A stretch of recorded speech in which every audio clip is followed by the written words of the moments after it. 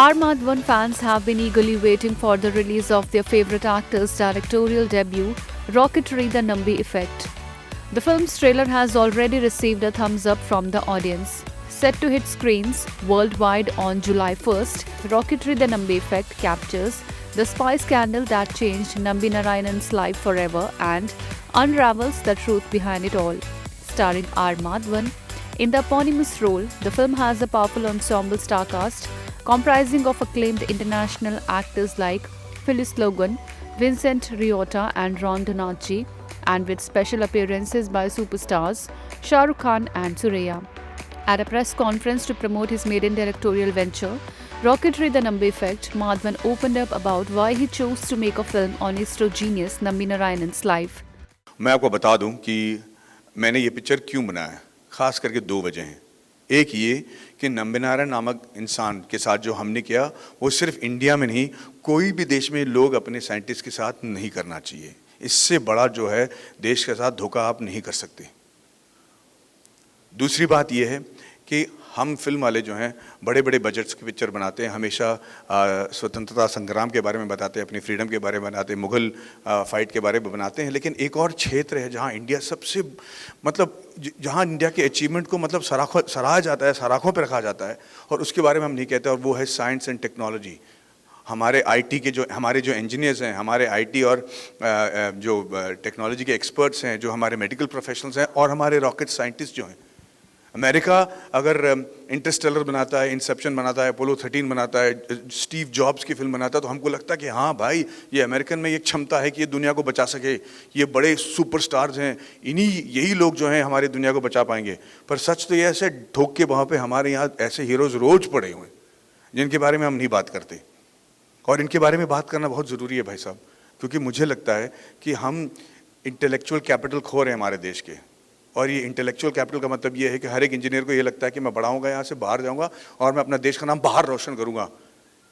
सही कह रहे हैं आप, क्योंकि आपको यहाँ शायद मौका नहीं मिल रहा है, पर इन सब लोगों को वापस ले आना ज़रूरी है। क्योंकि मेरा मानना ये है, और मैं बिल्कुल नाटक नहीं कर रहा हूँ, क्योंकि मैं जानता हूँ कि टेक्नोलॉजी की वजह से जुड़े होने की वजह से मैं जानता हूँ कि आने वाले सालों में और बहुत ही जल्दी, बहुत ही शीघ्र, आपके अनुमान से भी ज़्यादा शीघ्र अंतरिक्ष में जाना हमारे लिए ज़रूरी हो जाएगा।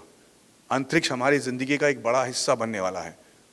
हमें जाकर मून में सेटल होना पड़ेगा, हम वहाँ के एलिमेंट्स को शायद परख कर ऐसे एलिमेंट्स ढूंढने पड़ेंगे जो हमारे एलिमेंट्री टेबल में नहीं है, जिसकी वजह से शायद ऐसे दवाएं निकल जाएं जो हमारे जो डिजीज़ यहाँ पे हैं, जिसे हम ट्रीट नहीं कर पा रहे, उसके कोई हल निकल आए।